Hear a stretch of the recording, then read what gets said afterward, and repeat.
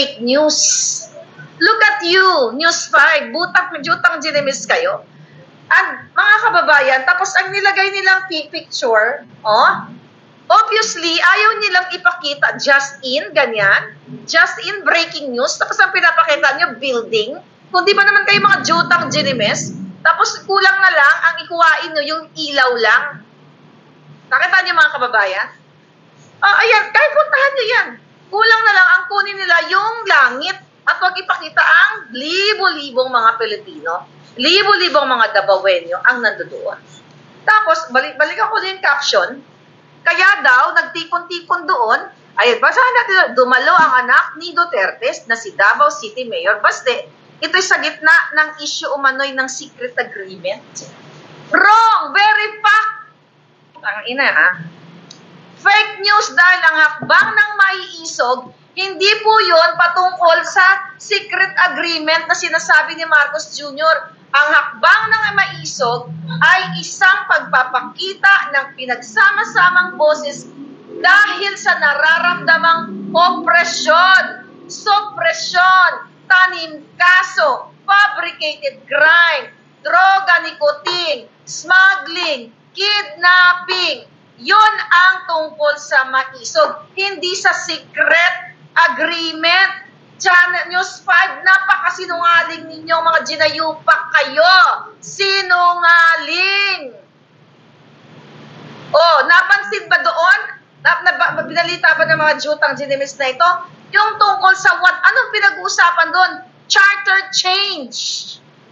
Na pangdorobo ng gobyerno ni Marcos Jr. at ni Romualdez panglilinlang sa taong bayan sa pagpupush ng puwersahang initiative para baguhin ang saligang batas para sila ay manatili sa kanilang pwesto. Yon!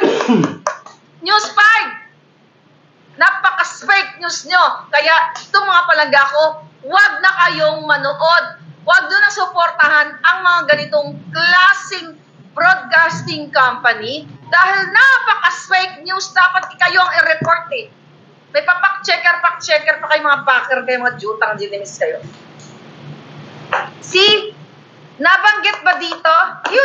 Pumunta kayo. Wag na. Ito, pinakita ko na eh. Wala man lang pinakita sa na napakadaming tao, naghuhumiyaw ang libo-libong tao dahil sa nararamdaman nilang kahirapan at walang direksyon na pamumuno ni Marcos Jr.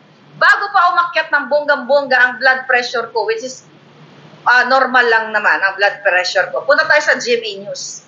At ito yung balita. Ito ba ang quality nito? Tanginan nyo, pawang katotohanan lamang, walang kinikilingan, chuba-chuchu. Here, yan na ang binalita nila. No, kay GMA News 13 hours ago. Basahin natin. Former President Rodrigo Duterte spoke at a gathering in Tagum City, Davao del Norte, Sunday evening, during which he criticized his successor's administration and efforts in some quarters to enact charter change. At least, kahit pa paano, yung title, hindi magandang title, kumbaga walang dating, pero at least hindi naman fake news. Pero tignan mo, picture lang, yan ang alam nyo, stock footage. Hindi naman ganyan ang naganap dun Punta tayo kay Joey. Hi, Joey. Kasi nakita ko kay Joey dahil nandoon siya. Follow nyo ngayon si Balanga, Joey Cruz. Ito para si Palangginging. Okay, Joey, ito. Ito ang kay Joey. Yan, na hindi magkamayaw ang taong bayan. Nakita nyo? Sobra, nakita nyo naman na libo-libo ang tao. Ayan, si Joey. Ayan. Tayos Palangga. Ngayon, so anong pinapahiwatig natin dito mga kababayan? Ano ba tong mga media na to? Kaya sila hindi nag-uulat ng tama dahil sinisensor sila ng gobyerno ni Marcos Jr. Censorship, which is sinisensor talaga. Pero ang SMNI, tayo dito, pasalamat tayo sa lahat ng mga bonggang-bonggang mga vloggers, especially si Joey, sila Third Floor, sila mahal natin ng Pilipinas, Ka Eric, Dr. Lorraine Badoy, Attorney Trixie, Ako, hindi ka pasalamatan ng sarili. Sino pa ang mga talagang nakikita mo? Kaya, the reason why we have to support these people, kasi wala tayong asahan sa media. I-boycott nyo na yung mga jutang ginemes na yan. Kasi mga palangga, it's either duwag sila or ayaw nila pag-usapan yung mga newsworthy balita sa kapakanan ng taong bayan. Diba sabi nga nila sila ay fourth estate. Sila ay katuwang ng taong bayan sa mga balitang dapat ninyong malaman. Kailangan malaman ng taong bayan kung ano nangyayari sa Davao. And the fact na nandoon ang former president, newsworthy yun. Former president yun eh. Diba?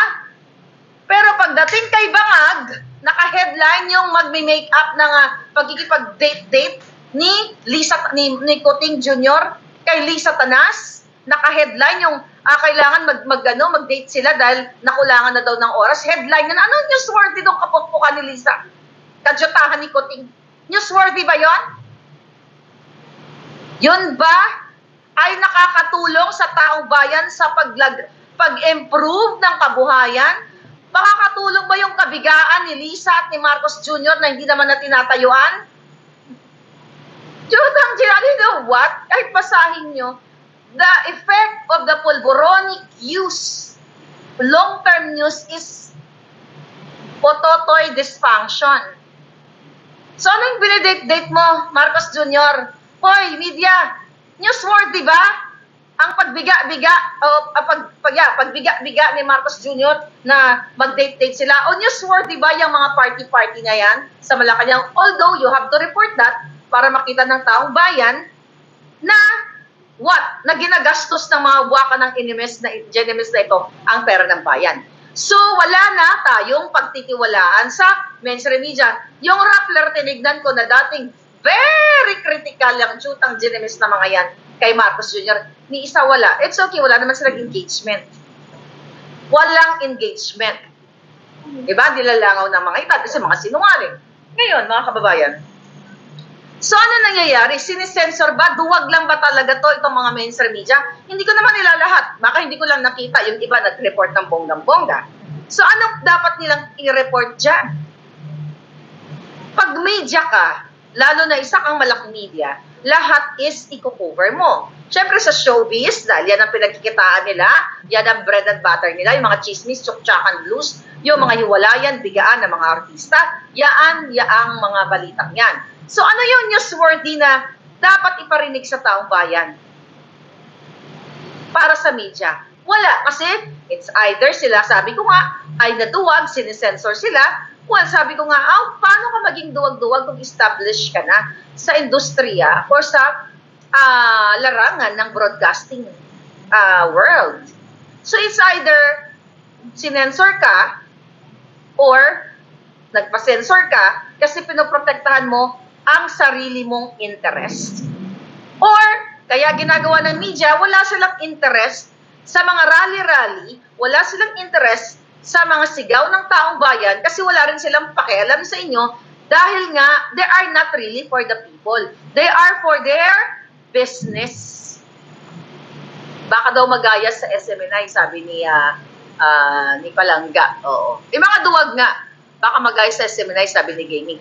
Bakit ang SMNI, sa kabila ng censorship, sa kabila ng panggigipit, ay nandoon pa rin? Ngayon, mga kababayan, balik ako sa Maisog. Kagabi, ipinakita ninyo sa taong bayan na buhay ang ang inyong mga diwa. Kaya sabi ko, malapit na si Kuting mapagaya sa kanyang tatay. Malapit ka na Kuting magaya kay Erap Estrada. Okay? Yan ang nararamdaman nila ngayon. At nakarating sa akin, mga palangga, ay natutorete na itong mga hunghang, lalo na si Lisa Tanas, nanginginig na ang kanyang kipay dahil papunta na ang hakbang ng Maisog sa Luzon. Hindi ko pa alam ang schedule, but I know for sure na magkakaroon ng hakbang ng mga isog dyan sa Luzon, mga palangga. So, ang mga matatapang, kayo man, sabi ko nga, kahit ano man ang inyong relihiyon, kung ano man ang inyong sektor na kinabibilangan, this is about your future. Doon sa hapang ng paisog, paulit-ulit ang mga narinig nating hinaing. Ang statement ni Atty. Glenn Chong ay nandoon pa rin ang kanyang focus sa pangdaraya at pakikisabwat ni Lisa Tanas at ni Marcos Jr. sa Smartmatic. At dapat talaga consistent si Atty. Glenn Chong sa kanyang laban. Kasi everyday yun, hindi naman tayo mag-iiba ng laban eh. Nagbukas, iba na naman ang ating pinagsasabi dito. No. Kasi ang ginagawa ng gobyernong ito ay everyday pare-pareho. Ano yung pare-pareho? Pagnanakaw, pagpapanalo sa loto, continuous ang bribery, smuggling, droga, loto scam. Ano pa? Abuse of power. Yun ang pinag-usapan kung paano abusuhin si Governor Edwin Hubahib, kung paano tamnan buhayin ang kasong na-settle na. So yun ang mga pinag-usapan doon. Si Atty. Vic Rodriguez, nandoon pa rin yung kanyang pakikipaglaban about sa protektahan ang konstitusyon at wag linlangin ang mga Pilipino at wag i-bribe ang mga Pilipino sa jutang ginimes na charter change. Si Spokes Roque, almost the same pa rin yung kanyang mga statement about yung laban, yung pagsasalang sa mga kasundaluhan sa China. Binanggit din sa, dyan sa West Philippine Sea or South China Sea. Yan ang mga statement ni Spokes Roque. Ganon din ang Atty. Rodriguez, Atty. Glenn Chong, kung Bibot, okay, Alvarez. Then, sino pa ang mga salta? Si Baste, it's about cronyism or nepotism, kung saan ang ina-appoint ay kahit walang mga alam, kahit mango, katulad ni Lagdameo na tumutulong nga daw ang sipon, sabi ni Pangulong Duterte, dahil bangag na bangag, kahit walang alam. Yan ang cronyism. That's the best example sa binanggit ni Baste. At doon sa kahapon sa Maisog, pinatunayan na naman, kinonfirm na naman ng ating Pangulong Duterte na ang ipinakita natin na dokumento, yung pre-op at saka authority to operate ng PDEA in 2012 na si Marcos Jr. ay sangkot o dapat i-read sa pagpupulburon niya ay pinatunayan ng Pangulong Duterte na legitimate at nakita niya na ang dokumentong yun. See? So ngayon, mga kababayan, okay, ano to? Ang ganda ng ipinakita, ano yan? Ang ganda ng isinyer ni Inday Sara. Sabi ni Jazz V, ang ganda ng video ni Inday Sara Duterte, kumakain siya ng mangga. Ang sabi niya, alam niyo ba ang other name o ang tawag sa mangga? Manggagamit. Napanood ko yun, Jazz V. Thank you. I think hudyat yun, mga palangga. Kaya ngayon, mga kababayan, kaya sabi nga natin, bakit nagaganap itong yung hakbang ng maiisog na ito? Hakbang natin lahat para patigilin na itong gobyerno ni Marcos Jr. sa kanilang lahat na kalapastanganan na ginagawa sa taong bayan. Bakit kailangan nilang tumigil, mga palangga? Bakit kailangan nating wakasan si Kuting? Dahil sabi nga ng mga speakers doon, ay patuloy ang paglalapastangan sa ating konstitusyon, ang oppression, ang suppression, ang pagpigil sa malayang pag-assemble o pagtipon-tipon dahil sukang-suka na kayo sa gobyerno ay gusto pa rin pigilin ng bangag na presidenteng ito. So balikan natin sa history ng Pilipinas at nabanggit ni Pangulong Duterte yan paulit-ulit tuwing magsalita siya na Kuting o Marcos Jr. baka gusto mong matulad sa iyong ama. Okay? Baka gusto mong matulad sa iyong ama na maligwak ka na o magurgur ka na. Alam nyo, nung wag na tayo bumalik doon sa 1986 sa kanyang ama, bumalik tayo kay Joseph Estrada.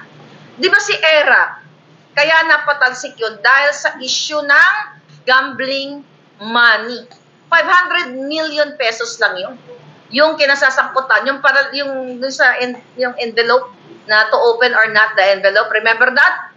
Yung mahiwagang envelope na hindi pinabuksan ng mga senador, kaya nagkaroon ng uprising. Kaya nagkaroon ng pag-alsa ang mga tao. Sila ay pumunta sa daan, sa kalsada, sa EDSA, kaya nga tinawag na EDSA 2 yun, mga kababayan, dahil ang 11 senators ay ayaw pabuksan yung envelope na yon na magdadala kay Erap Estrada, magpapatunay na siya ay may pinirmahan o dinipositong withdraw or withdraw transaction sa bangko na 500 million pesos. Hinipe lang ng media yon. Hinipe lahat ng mainstream media, nanawagan si Cardinal Sin, nanawagan ang mga tao na dapat si Erap ay bumaba na. But it started with, who's that? Chavit Singson, di ba? Si Chavit Singson ang unang whistleblower dyan. So ngayon, kung babalikan ninyo kahit sa mga balita, chinek ko bago tayo mag-vlog, no, yung nangyaring rally talaga ay January 16 to January, 4 days lang. January 16 to January 20 of 2001. Kasi nag-accumulate ang mga tao sa EDSA, sa kalsada. Dahil sa mga panawagan din, nung time na yon ni Cardinal Sin at iba pang mga business sectors, ibang mga community, ibang mga religious group. Kaya wala nang choice itong si Erap sa kabila ng kanyang mamatigas nung time na yon na ayaw niyang umalis pero wala siyang choice. At yun ang reason kung bakit siya napaalis dahil sa boses ng taong bayan. Gusto ko lang ikumpara ang hinighlight ng media during that time ay ang 500 million. Ang kay Marcos Jr. ang dami niyang issue. Pero tahimik ang mga jutang ginimes again sa Kongreso, Senado at itong media na to. Kaya medyo magkaiba yung time ni Erap nung napatalsik siya. Medyo mas mabilis 4 days lang yung yung kanilang rally doon from January 16. Then, mga kababayan, kasi ang mga mainstream media noon ay ginawa nila yung tama. Ginawa nila ang pagbabalita. At sila ay nanindigan na yes, during that time ay si Erap ay nasangkot sa plunder o sa mga korupsyon. Ito si Kuting, bribery. Bribery ay humihiyaw. Ayan, humihiyaw, deadma pa rin ang mainstream media. Smuggling, agricultural smuggling na since 2022 pa, ang sugar smuggling na pinag-uusapan at sangkot dito mismo si Lisa Tanas, si Marcos Jr. dahil nakalagay ito sa NICA report ni Clarita Carlos na ang pamilyang Araneta Marcos Romualdez ay sangkot sa smuggling. Pero dead na pa rin ang mga media. Ang pulburon, mga kababayan, right? Ba't wala ang alindo po? Ang pulburon na hindi lang sa paggamit ni Marcos Jr., kundi ang pakikipag elbow to elbow at pagpoprotekta niya kay Mark Anthony Sayarot na nahulihan ng tuni-tuniladang pulburon na intercept ng Australian government at mismo dyan sa atin sa Pilipinas, sa halip ay pinakawalan pa si Mark Anthony Sayarot.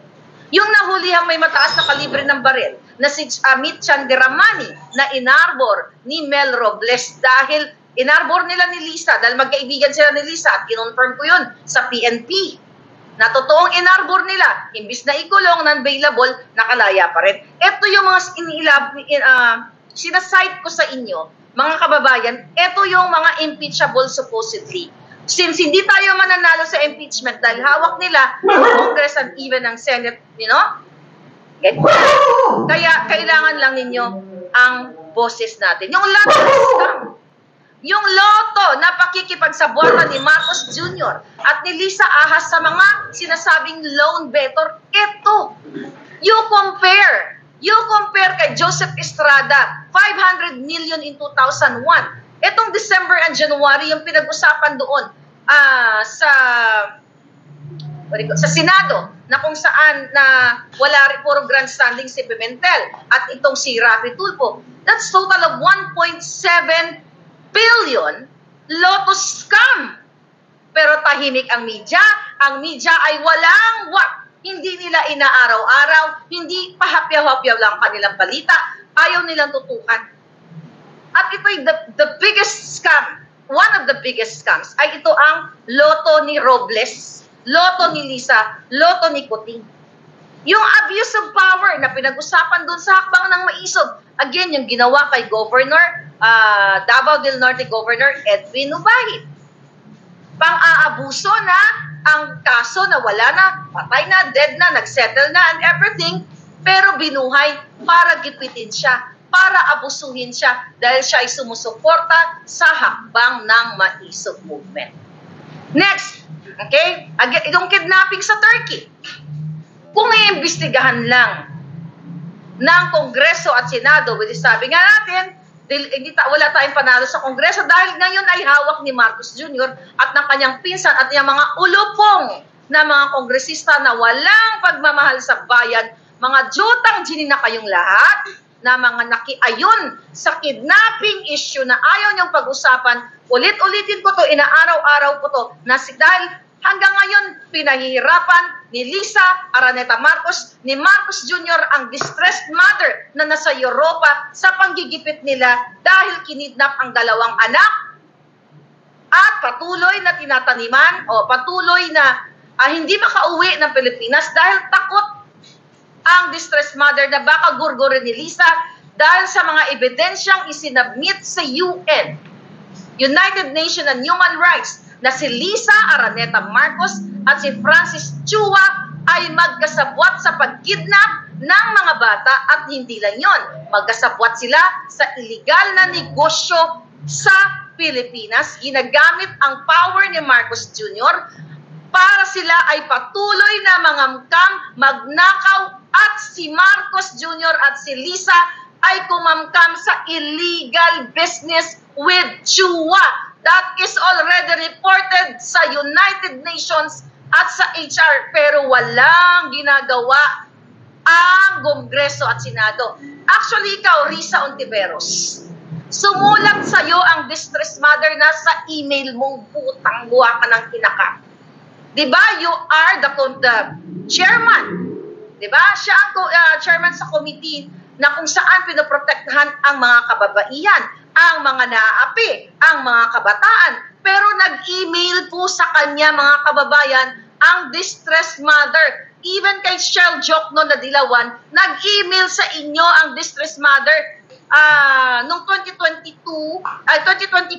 okay, bago pa umupo si Kuting at nakaupo na si Kuting. Pero, di ba, let's tutok tayo kay Ontiveros. Bilang isang senador, di ba, peluwanag ni Atty. Glenn Chong yan, na nakalagay yan sa IRR ninyo na dapat sinasagot ninyo ang complaint o ang hinaing ng Pilipino. Pero hanggang ngayon, wala kang sinagot, Ontiveros. I-check mo ang email mo. Hindi nyo sinagot ang distressed mother na humihingi ng tulong sa inyo na kinidnap ang kanyang anak ni Lisa Araneta Marcos. Nasa UN na yan, mga kababayan, kaya malakas ang loob kong sabihin yan. At naririnig ako ng mga hinayupak na kongresista at senado na ito. Ayaw nilang pag-usapan, yan, ayaw nilang imbestigahan, ayaw nilang sagutin ng distressed mother. At itong mga binabanggit ko, number 1, ang kidnapping ni Marcos Jr. at ng kanyang asawa, hindi lang to impeachable. Dapat nga gorgor, ng real gorgor ang parusa sa mga hinayupak na to. Mga media tahimik. Alam na natin kung bakit tahimik mga jutang genimis na yan. Agri-smuggling na, banggit ko na. Sa Bureau of Customs, walang humpay na pangangamkam ni Martin Araneta, ni Bureau of Custom Chief Rubio, na dating pinangalanan na rin ni Ping Lacson na siya ay bagman, magnanakaw in 2017, pero inappoint pa rin ni Marcos Jr. Sa dami-dami, if you compare to ERAP, si ERAP gambling lang ang pinag-usapan doon, natanggal ang lolo mo. Pero ito, ang Marcos Jr. bribery, smuggling, drugs, lotto, abuse of power, kidnapping, custom, appointment, pagbibenta ng mga appointment, fabricated crime, mga fabricated cases, which is yun tinamnan din nila ng kaso itong si distressed mother. At ito nga si Governor Hubahib, actually si Governor Mamba, remember that, na nag-post din yun dahil ayaw niya nang magkaroon ng EDCA site sa area nila. So ito yung mga pag-aabuso ng power nitong Jutang Ginimes na gobyernong ito. Ano ang ginagawa nila sa atin? Ang daming issue. Itong mga sentimiento natin na hinihiyaw natin.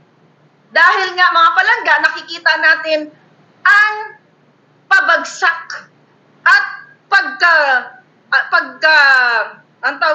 pagkalubog sa nakaririmarim na sitwasyon ang ating bayan dahil ang ating gobyernong bangag na bangag ay kung hindi harasin, tatamnan ng kaso. Diba? Mismo ang dating Speaker Alvarez ang nagsabi at si Governor Hubahib na si Anton Lagdameo na bangag-bangag ay pumunta doon sa Davao para sindakin si Governor, Kuya Gov, ang tawag sa kanya, si Kuya Gov ng Davao del Norte, na wag tumuloy dito sa hakbang ng maisog. Again, this is intimidation. This is harassment. This is abuse of power na dapat mga dahilan kung bakit matapat na walisin natin, tanggalin natin ang bangag-bangag na gobyernong ito. Dahil wherever you go, may mga dissenting opinions lahat. Hindi naman tayo magkakapareho. Pero mas pakikinggan dapat ang majority na hinaing ng taong bayan dahil sa nararanasan natin na pagkalat ng mga pulburon. Sabi ko nga, 3-5 na lang ang pulburon na favorite ni Marcos Jr. Ang bigas na tag-20, nasaan na? Wala. Puro kasinungalingan. Pag ikaw ay nag-criticize, it's either kakasuhan ka. Look at Attorney Glenn Chong, di ba? Pinakasuhan, gusto ipa-disbar ni Liza. Ako, si General Macanas, si Governor Hubahib, at marami pang iba. So, etong reason na ito kung bakit may hakbang ng maisog dyan, kagabi at nung nakaraan pa, dahil nga dito sa what? Ito yung protesta natin.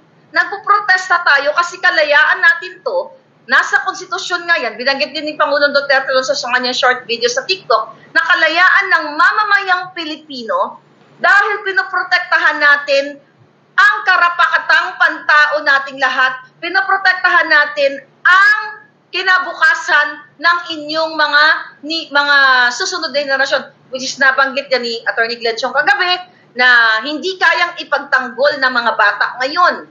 Hindi nila kayang tumayo kung ano ang ginagawa ng mga bangag na ito sa ating bayan. Kaya ang sabi ni Atty. Glenn Chong, lolo, lola, ate, kuya, tatay, nanay, kayo ay duty ninyo para humakbang bilang isang maisog. Humakbang para ipagtanggol ang inyong komunidad na pinamumugaran na ng bangag na gobyernong ito. Nililimitahan ang ating malayang pamamahayag. SMNI, number 1 example, kay Eric, Dr. Lorraine, tayo lahat, Facebook ko, dalawa, inordor ng mga Jutang Ginimes, across dalawang Facebook, 1.1 million viewers. But again, sabi ko nga, kahit tayo ay pilit na binubusalan, para tayong tubig sa busay. Tubig na umaagos, na kahit tapalan man nila ng mga tela o kung ano man. So, isuppress man tayo, lalong lumalabas ang ating mga boses, lalong tumitibay, lalong dumadami tayo. Dahil ito, again, kalayaan natin na mag-express ng ating hinaing, kalayaan natin na i-expose itong lahat ng mga kinasasangkutan ni Kuting ang Lotus Scam, kidnapping, abuse of power, at marami pang iba. Dahil tayo ay nagsasalita dito, mga kababayan, gusto tayong gurgurin. Kaya paano natin magurgur itong Jutang Ginimes na Kuting na ito? Ituloy-tuloy nyo lang ang inyong pagsasalita. Sino nagsabi kagabi na nagsimula sa bulong, tapos naging tinig? I think si whoever may nagsalita doon na nagsimula lang ito sa bulong ng ating hinaing, tapos naging tinig at naging tinig na ng buong sambayan ng Pilipino. Diba? So, kung ito'y gagawin ninyong tuloy-tuloy at maging part kayo nitong ating hakbang ng maisog, gusto nyo bang matawag kayo ng hakbang ng maisog, mga kababayan? Tanong ko nga kayo, gusto nyo bang matawag kayo ng mga maiisog? Ayaw nyo? Alam nyo, kaysa lumaban kayo sa China, na yan ang gustong sabihin ni Marcos Jr., okay? Na gusto nila kayong ibala, mga kababayan. BBM resign now, sabi ni Palangga, okay, kailangan ng labas sa kalsada, okay, sabi ni Cara, bangag, Marcos pahirap sa Pinas, okay. Ngayon, okay, gusto niyo ba maging maisog? Bangag-bangag si Marcos, BBM bot-bot. Alright, ngayon mga kababayan, gusto niyo bang matawag na kayo ay part ng mga maiisog na ito? Kailangan nyo humakbang. Kailangan nyo mag-step up. Kailangan nyo magtumindig para sa kinabukasan ng susunod na henerasyon. Pero kung ayaw nyo, sabi ko nga, kung ayaw nyo at mas pipiliin nyo na gusto kayong ibalan ni Marcos Jr. sa gyera, imbis na panatilihin ang karapatan ng ating bawat mamamayan, imbis na pigilan ang pagdiskrimina ng bangag na mga nakaupo katulad ni Kuting, katulad ni Lagdameo, yung mga gabinete nila na power tripper, na pag gusto kang kakasuhan ka, kahit patay na na kaso, bubuhayin nila. Diba? Kung gusto nyo yan, mga kababayan, ganyan ang leader ninyo, at gusto nyo isabotahe ang ating ekonomiya sa pamamagitan ng pag-a-appoint ni Marcos Jr., ng katulad ni Michael Ma, na special envoy to China sa kabila ng pagkasampot sa agriculture smuggling, at kung ano-ano pang mga smuggling, ay inappoint pa rin ni Marcos Jr. At again, that is nepotism o cronyism na sinabi ni Baste. Again, it's your choice. Kung matapang kayo, di ba? Kung talagang matapang kayo na wala kayong pakialam sa kinabukasan ng inyong mga anak at gusto nyong manggurgur, galit kayo sa China, di ba? Yan ang nilalagay sa inyo ni Kuting eh. Kailangan magalit kayo sa China. So, pina-fuel up niya ang inyong damdamin. Pero alam ko, konti lang. Lalo na ating mga kasaduluhan. Kumbaga, sinisindihan ni Marcos Jr., sinisindihan ni Tambaloslos, lahat ng kanyang mga kaalyado, kumbaga sinisindihan ng posporo kayo para lumiyab kayo. Pag pinag-usapan mo na sisindihan ka, literal, di ba? Sisindi tayo, liliyab ka, sunugin mo ang mga ganyang bahay o kung ano man. Di ba negative yun? Walang panalo dun. So yan ang gusto sa inyong gawin ni Marcos Jr. Sinisindihan kayo para daw gurgurin nyo ang mga nandoon sa South China Sea or sa West Philippine Sea. Manggurgur daw kayo ng Chino rather. Kung yan ang inyong priority sa buhay, again, mga pruskong-pruskong mga kasunduluhan, kung yan ang gusto ninyo, na wala kayong pakialam sa mga anak ninyo, gusto nyo makipag-bang-bang-bang, na wala na kayong plano na pag uuwi kayo ng bahay na buhay, then go!